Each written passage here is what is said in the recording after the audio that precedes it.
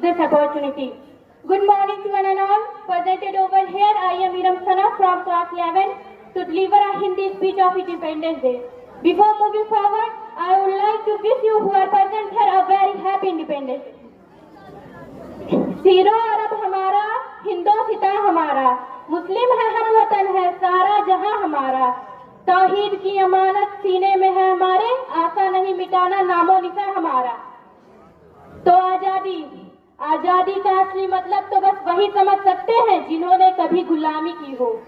हम सौभाग्यशाली हैं कि हमने स्वतंत्र भारत में जन्म लिया।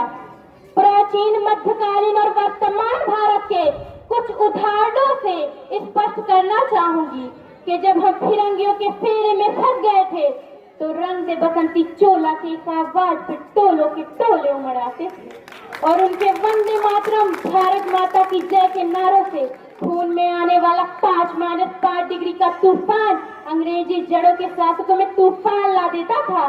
तो लोग मर जाते थे, मिट जाते थे, फांसी पे चढ़ जाते थे। तो वो दौर की कसौटी थी। उसके बाद 1962, 65 और 71 के होने वाले युद्ध में अपना सुहाग खो देने वाली महिला जब घर के हाल ये हो जाया करते थे कि प्यार भी भरपूर गया, मांग का सिंदूर गया, नानी हालों की लंगोटियां चली गई, छोटी बेटियों की चोटियां चली गई, बाप की कमाई गई, भाई की पढ़ाई गई। ऐसा एक विस्फोट हुआ, पता ही चला नहीं, शरीर की कई बोटियां चली गई। और आपके लिए तो एक आदमी मरा है साहब, मेरे घर की तो रोटियां चली गई। वाले हालात हो जाने के बावजूद एक माँ अपने बेटे को सरहद पर दुश्मनों की धज्जियां उड़ाने के लिए भेज देती है और उसे पत्र लिखकर भेजती है कि मैया ने खत लिखा है बड़े चाव से, पुत्र मेरे न घबरा जाना और 1 इंच भी पीछे न हटना, चाहे इंच कट जाना, चाहे इंच कट जाना।